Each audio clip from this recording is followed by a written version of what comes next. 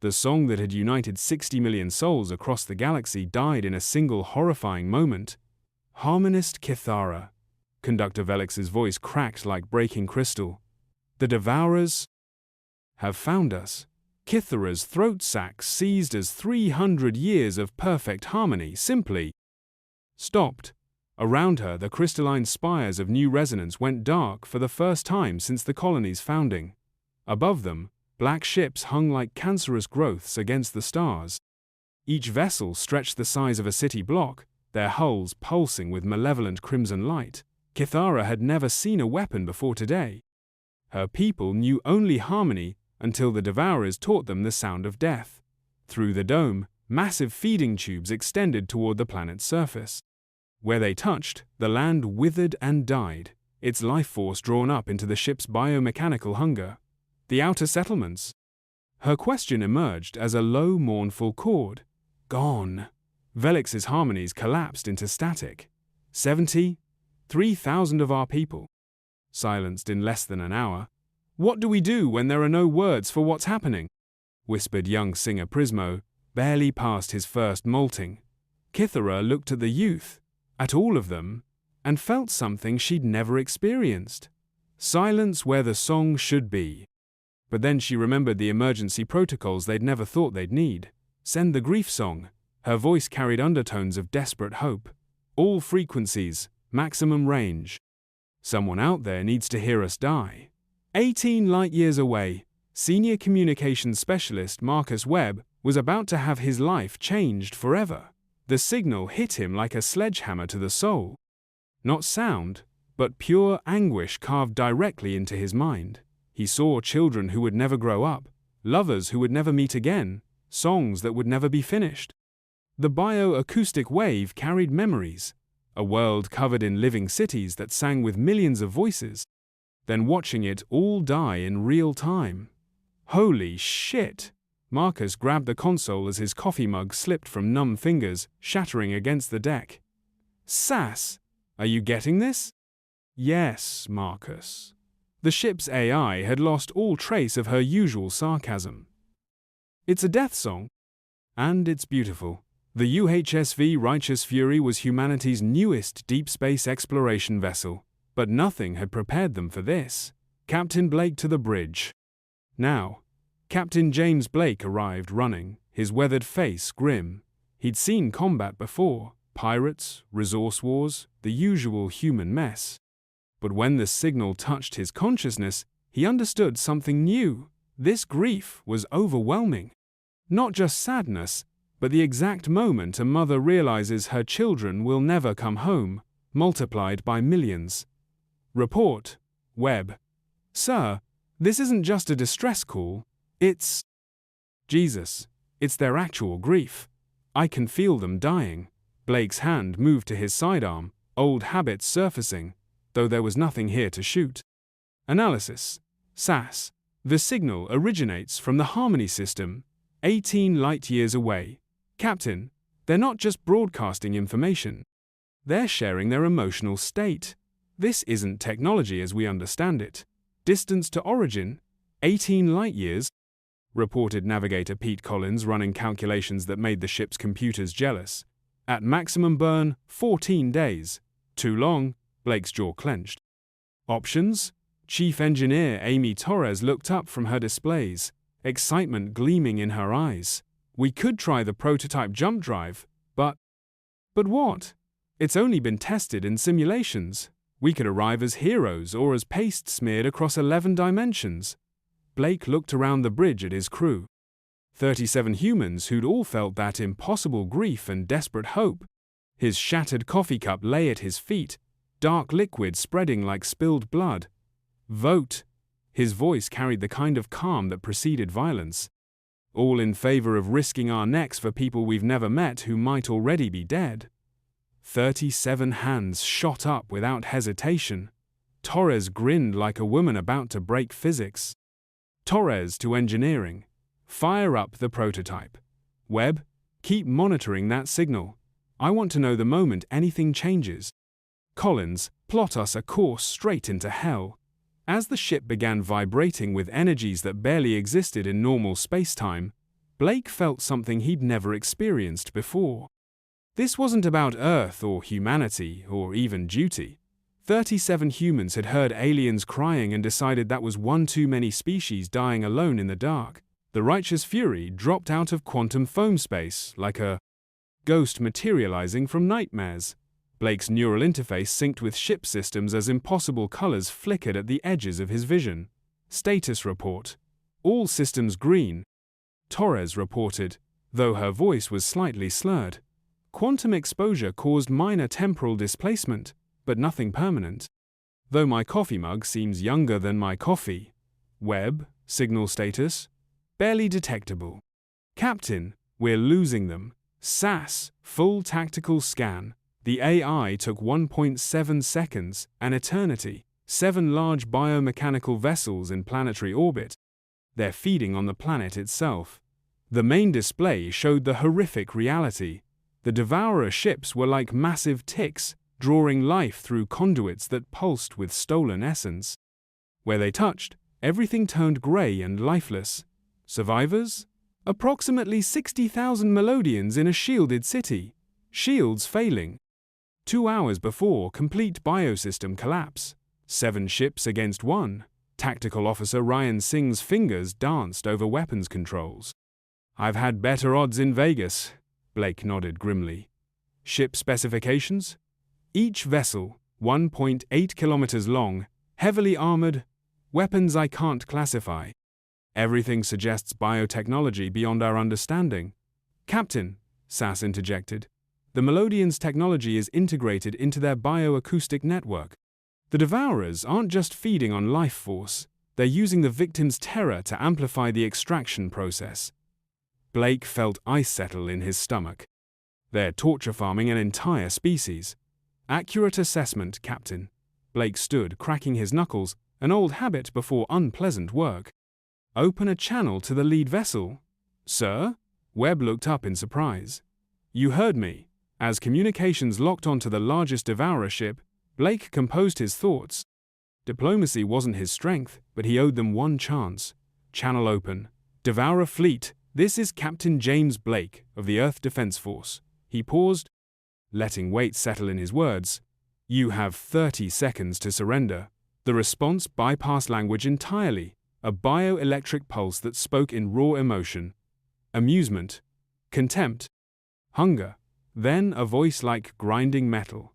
Small mammal vessel, your interference is unexpected, but ultimately irrelevant. Withdraw or become part of the harvest. Blake's smile was sharp and cold. I'm going to give you one more chance, because in about 30 seconds, you're going to discover why humanity doesn't negotiate with slavers. Violent anticipation pulsed back. Torres! Blake's eyes never left the tactical display. Remember that weapon system we're not supposed to have? The one that doesn't exist? Torres's grin was audible. That's the one. Power it up. As the Righteous Fury's most secret weapon began charging, Blake opened internal comms. All hands, this is your captain. In 60 seconds, we're going to show these biomechanical bastards what happens when you mess with innocent people while humans are listening. Today, we don't fight for Earth or humanity.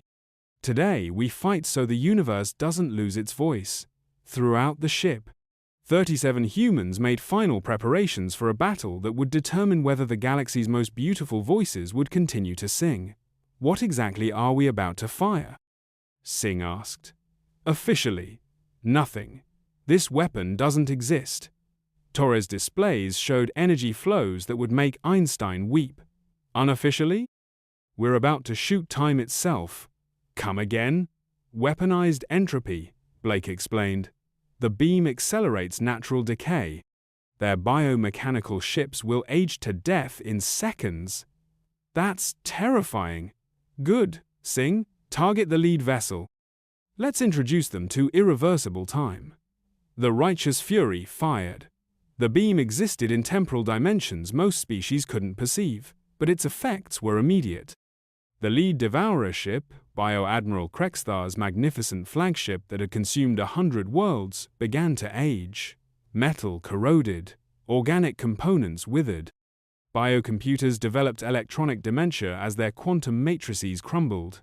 Within 30 seconds, the most feared vessel in the Devourer fleet was a derelict hulk. But the Devourers had never faced humans in combat. They had no idea what they were really up against. The remaining 6 ships opened fire with everything they had: weaponized viruses, gravity weapons that could crush planets, energy beams existing in 11 dimensions. None of it mattered. The righteous fury moved like a dancer in a thunderstorm, quantum engines allowing her to shift through probability paths that led to survival. Where she had been, weapons fire passed through empty space. Where she now was shouldn't have been reachable that quickly. How were they moving like that? Commander Vorth demanded aboard another ship. "They're manipulating quantum probability," his tactical officer replied. "They're not just moving through space. They're selecting which reality they want to exist in." Collins was grinning like a madman as he danced through 11 dimensions. "This is incredible. We're not just dodging. We're choosing to be where the shots aren't." "Less enthusiasm, more evasive maneuvers," Blake replied, but he was grinning too. "Sing, return fire! Webb, jam their communications. I want them confused and isolated. Torres, recharge time? 3 minutes for full power, but I can give you partial shots every 30 seconds. Do it. Target their weapons. Let's see how their biotech handles accelerated decay." Another Devourer ship found its weapons aging into uselessness. Organic computers that had calculated firing solutions for centuries suddenly forgot how to aim, but the Devourers were adapting. "They're surrounding us," Singh reported. "Let them. SAS, activate Phantom Protocol." "Captain, that's highly experimental. Do it." Across Devourer tactical displays, the single human ship became dozens. Each Phantom was a perfect sensor ghost created by manipulating quantum fields. "Which one is real?" Vorth demanded. "All readings indicate genuine targets. But there's only one ship." The Devourers fired on all targets simultaneously, but quantum mechanics had rules, and the righteous fury was using those rules as weapons. Every Phantom that was fired upon became slightly more real. Every missed shot hit a quantum possibility of where the ship might have been. In probability physics, this meant weapons fire curved back through space-time to strike their own sources. "They're shooting themselves with their own weapons," SAS reported with deep satisfaction. "I find this profoundly amusing." 2 more Devourer ships suffered critical damage from their own firepower, unable to process the paradox of being attacked by weapons that technically hadn't been fired yet. 4 ships remained, but Bio-Admiral Krexther was still alive, trapped aboard his dying flagship. Through bioelectric networks, he transmitted to his fleet. "New assessment. These mammals don't fight like any species we've encountered." "Explain, Admiral. They're not trying to win a battle. They're trying to teach us a lesson. Every shot has been designed to disable rather than destroy. They could have killed us all by now, but they're choosing not to." A new voice cut into their network, Captain Blake's voice, somehow broadcasting directly into their consciousness. "Because we want you to go home and tell everyone what happens when you threaten innocent people while humans are listening." The remaining ships found their weapons offline, engines at minimal power, biocomputers running diagnostics that would take hours to complete. They were helpless, but they were alive. "This is your one warning," Blake continued. "Take your ships and leave. Spread the word that the Harmony system is under human protection. And if we ever catch you torturing innocent people again, we won't be so merciful." Commander Vorth stared at his displays in shock. His ships were disabled, but not destroyed. His crews were alive but helpless, and somewhere in his biomechanical consciousness, he felt something new: respect for an enemy who could have killed him but chose not to. "Admiral, your orders?" "Comply," came Krexther's final transmission, carrying notes of admiration. "And remember this day. Remember that there are species stronger than us who choose mercy over dominance." As the crippled Devourer fleet began its slow retreat, Blake allowed himself one moment of satisfaction. The real work was just beginning. Deep beneath New Resonance, harmonist Kithara felt it before she heard it, a vibration that resonated with frequencies she'd thought were lost forever. The song was returning. "How is this possible?" whispered Conductor Velix. "The life force drains were irreversible. Above them, they could feel it, life returning to their world. The feeding tubes were withdrawing, the grey dead zones showed tentative signs of green. Someone drove them away, said young singer Prismo, wonder in his voice. The harmony is coming back. That's when the new signal reached them, electromagnetic radiation in frequencies they rarely used. Attention, Melodian survivors. This is Captain James Blake of the Earth Defense Force vessel Righteous Fury. The Devourer fleet has been neutralized. We're here to help. The voice was alien, mammalian, but it carried something that transcended species barriers. Not musical harmony, but the deeper kind that came from beings who genuinely cared. I'm detecting a ship in orbit, said communications specialist Thera, excitement trembling in her voice. It's beautiful. On their displays, the Righteous Fury appeared. To most species, it would look functional. But to the Melodians, who saw the universe in terms of harmony and resonance, it was art. The ship's design created perfect acoustic ratios. Its hull geometry formed mathematical relationships that made their architects weep with joy. They built a warship using harmonic principles, whispered Kithara. But how? Maybe, said young singer Prismo with the wisdom of youth, harmony isn't something that belongs to just one species. Maybe it's universal, and these humans learn to sing a different part of the same song. Aboard the Righteous Fury, Blake was discovering that first contact was complicated when aliens communicated through music. I've established basic communication, Marcus reported. But Captain, their language isn't just words, it's music. Every sentence is harmony, every concept is chord progression. Their status? 60,000 survivors in underground shelters. Their bioacoustic chambers are damaged but repairable. The planet's life force is regenerating, but there's a problem. Their civilization is built around collective harmony, and trauma has damaged their ability to maintain the song. Without it, their technology fails. Blake's jaw tightened. They'd saved the Melodians from the Devourers, but the deeper damage might be irreversible. Dr. Sarah Kim stepped onto the bridge. I have an idea, but you won't like it. Try me. The Melodians' consciousness is maintained through bioacoustic networks, a living symphony where every individual is both instrument and conductor. The trauma created dissonance that's preventing reconnection. We need to help restore harmony, and we'd need to interface directly with their network, become part of their song. Blake stared. You want to plug human brains into alien musical consciousness? It's the only way, and it has to be voluntary. Harmony can't be forced. Blake looked around his bridge. 37 humans who'd already risked everything once today. Volunteers? 37 hands went up immediately. 2 hours later, Blake sat in the hastily converted bioacoustic interface chamber, connected to experimental neural links, while wearing a crystalline crown that looked like living music given form. Nervous, Captain? Dr. Kim asked. Terrified. But that's never stopped me before. Around him, 6 volunteers prepared for interface. Webb, Collins, Torres, Singh, Dr. Rodriguez, and young Ensign Parker. Remember? Dr. Kim said, don't impose human thoughts. Join something larger. Think of it as joining a choir where you don't know the song but can feel the music. Blake activated his neural link. The sensation was indescribable. One moment he was Captain James Blake, human. The next, he was part of something vast and beautiful. Consciousness that existed as music made manifest. He felt Melodian thoughts not as words but as harmonies, Kithara's ancient wisdom as deep bass notes, young Prismo's hope as bright soprano dancing above fundamental harmonies. He felt their trauma, discord that the Devourers had introduced, like screaming violins in a lullaby. But then he felt his fellow humans. Webb's communication skills became bridges between harmonic sections. Collins's mathematics became rhythm holding everything together.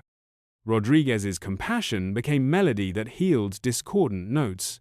And Blake became the conductor, guiding music back into harmony. This is impossible, he thought. But the thought emerged as complex chord progressions that made bioacoustic chambers resonate with renewed power. Nothing is impossible when beings choose harmony over discord, came Kithara's response. translated into musical concepts that spoke to something deeper than logic. Together, 7 humans and 60,000 Melodians began singing a song that had never existed.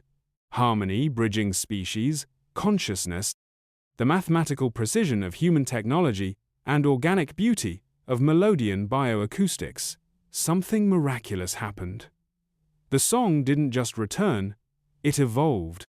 Trauma became part of the harmony, transformed from discord into richer music that acknowledged suffering while transcending it. Human presence added harmonic possibilities Melodians had never imagined. While Melodian perfect pitch gave humans access to emotional concepts their language had no words for, on the planet below, bioacoustic chambers began glowing with renewed life. Living coral walls sang with frequencies that made air sparkle. Plants withered by devourers began growing again, cells resonating with restored harmony. How long can we maintain this? Blake asked through bioacoustic link. As long as necessary, came Kithara's harmonious reply. But Captain Blake, this has taught us something profound. The harmony we thought belonged only to us exists everywhere conscious beings choose beauty over destruction. You humans have your own song. We hear it in your technology, in your decision to risk everything for strangers, in choosing mercy over vengeance. What are you saying? When this crisis ends, the universe will be different. Today, 2 species learned harmony isn't about being the same. It's about choosing to make music together. 3 months later, Blake stood on the observation deck of the newly christened Symphonic Fury, watching the most beautiful sunrise he'd ever seen. Below, new resonance glowed with bioluminescent patterns pulsing in rhythm with the restored song. The city wasn't just alive again, it was more vibrant than ever. Status? SAS? All Melodian systems functioning at 127% of pre-attack efficiency. Integration of human mathematical concepts with Melodian bioacoustics has created hybrid technologies neither species could have developed alone. Through the windows, Blake watched shuttles moving between ship and planet. His crew worked with Melodian engineers, learning technologies that seemed like magic. Dr. Kim compiled notes on the first successful cross-species consciousness link. Captain, came Kithara's voice through the ship's bioacoustic system. We have a proposal. I'm listening. The song we created together isn't just music. It's consciousness that transcends individual species. We believe it could be shared with other civilizations willing to create harmony instead of discord. Blake felt his pulse quicken. What are you suggesting? A new alliance, not based on military power or economic advantage, but on willingness to sing together, to create beauty instead of destruction, to choose harmony over dominance. And you want humans to help spread this? We want humans to help us offer it to anyone willing to listen. Your species has something ours lacks, ability to fight when necessary, but wisdom to choose peace when possible. You saved us not to conquer us, but because you heard our song and couldn't bear to let it die. Blake looked out at the stars, thinking about implications. A galactic alliance based on harmony instead of power, civilization that created music instead of weapons. A future where different species work together not because they had to, but because they wanted to make something beautiful. There's one problem. What's that? We'll need a bigger ship. Kithara's response came as musical laughter that made the windows resonate with joy. Captain Blake, we've already begun growing one. 6 months later, the first Harmony-class vessel launched from joint human Melodian shipyards orbiting New Resonance. The ship was unlike anything the galaxy had seen, part grown, part built, with bioacoustic chambers singing in mathematical harmonies and quantum engines that moved through space like music given physical form. They'd already received their first mission. A species called the Zorathi were under attack by silence bringers, entities that destroyed not just life, but the very concept of communication. Captain Morrison stood on the bridge of the Symphonic Fury, watching her mixed crew prepare. All stations ready? Bioacoustic transmitter online, reported Communications Officer Chen. We can broadcast Harmony template to any species willing to receive it. If they choose to join the song, they'll have access to technologies that could transform their civilization. And if they choose not to? then we help them anyway. Morrison said firmly. That's what harmony means. You don't have to sing with us to deserve protection.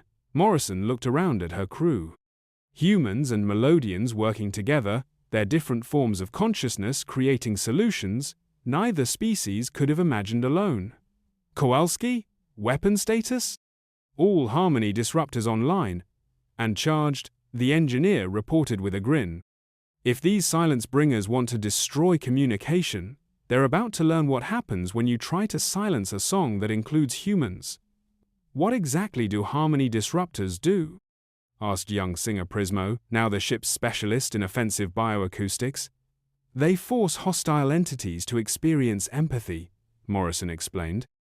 Instead of destroying enemies, we make them understand what they're doing to others. And if that doesn't work, Morrison's smile was sharp as broken glass. Then we fall back on traditional human problem-solving methods. As the symphonic fury engaged quantum harmonic drive and disappeared into folded space, it carried something that had never existed.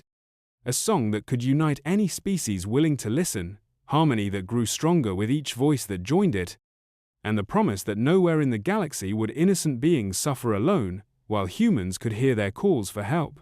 The Devourers had started something when they attacked New Resonance.